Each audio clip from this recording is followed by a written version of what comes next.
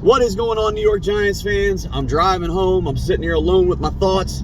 And there was one thing that I left out of that video that I made earlier that was like 11 or 12 minutes long. That video took forever while I was at work to actually download.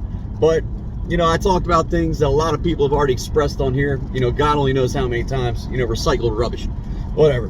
One thing I didn't talk about was the third wide receiver position, the fight between Jalin Hyatt and Darius Slayton, battling it out for that position. A lot of people think that Jalin Hyatt should basically automatically just get that spot, because he needs the development. He needs to develop and become the wide receiver that this team needs for its future.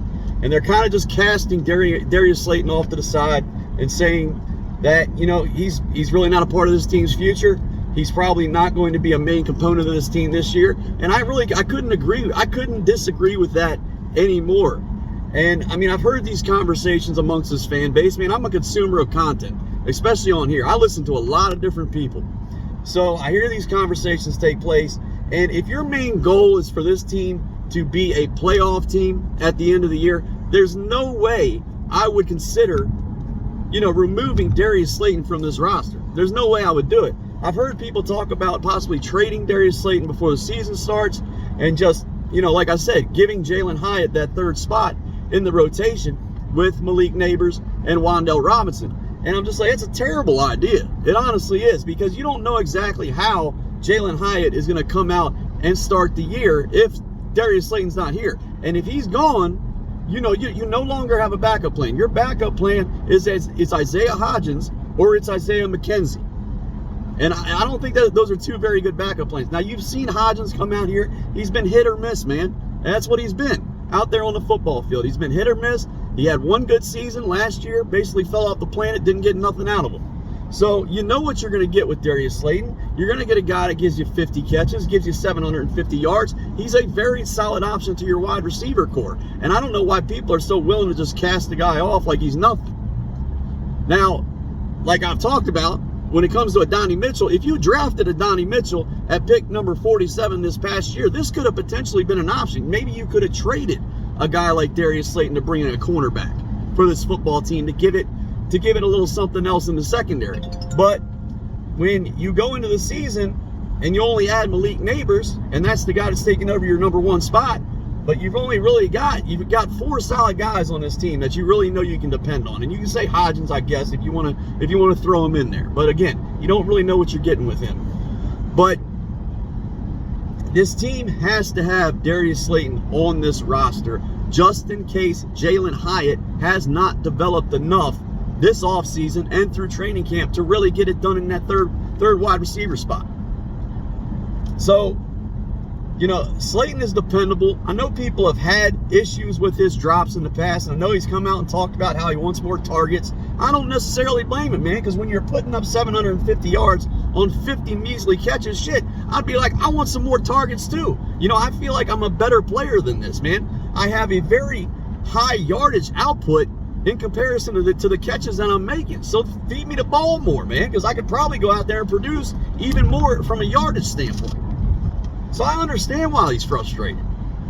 And I understand why he would be frustrated that, the coaching staff would be so willing to just hand this spot over to Jalin Hyatt. You can't do that. Jalin Hyatt has proved absolutely nothing in this league. When we first drafted, now I was excited when we drafted Jalin Hyatt, but I wasn't too happy with what I saw out of him last year. Now, he was a rookie, but I keep on pointing out these two games that he played against the Philadelphia Eagles last year. And now, granted, he did get banged up in one of those games, but that man he may have had one catch in two of those games. One catch in 2 games against the Philadelphia Eagles. And that was one of the worst damn secondaries that this league had to offer. And that was extremely alarming to me when it came to what Jalin Hyatt was going to be for this team this year and the expectations that are put on him for this year. Now, I know it's only one game, but man, if you truly have some kind of talent and you have the ability to get open, you would have found some way to get open against that secondary and have more than one catch. And that's my point in that. But Slayton's a solid option, man. He really is. He's kind of getting the shaft by this franchise, by this fan base, and I don't really think it's right. I don't think it's right at all. But if you have any aspirations for this team to be a playoff team, you better keep Darius Slayton on this team just in case Jalin Hyatt doesn't come out and meet the expectations of a lot of people.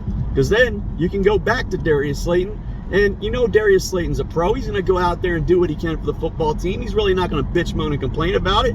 You know, I'm sure he's not going to be very happy about possibly sitting on the bench, even though I think those two are going to share a role to start the season. But I think Hyatt's going to get the majority of the snaps, and Slayton's going to be the one sitting on the sidelines for most of the time. But yeah, I wouldn't cast him off like that. I really wouldn't do it. I'd keep him on this roster, and you know, see how the season goes. And if the team gets in a position where the playoffs are then out of reach, then I think you think about dealing him. That's something that could possibly happen. But I wouldn't deal him until late in the year. There ain't no way in hell I would deal Darius Slayton early on in the season, or even before the season starts. And I've heard multiple people come out here and talk about this, and I think that's nuts.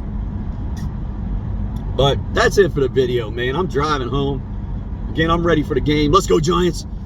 Let's go, Giants. I want to see them come out there and whoop some Detroit Lion ass. And I'll talk to y'all in the next one. Like and subscribe. Take care. And I'll see you in the next one. Bye.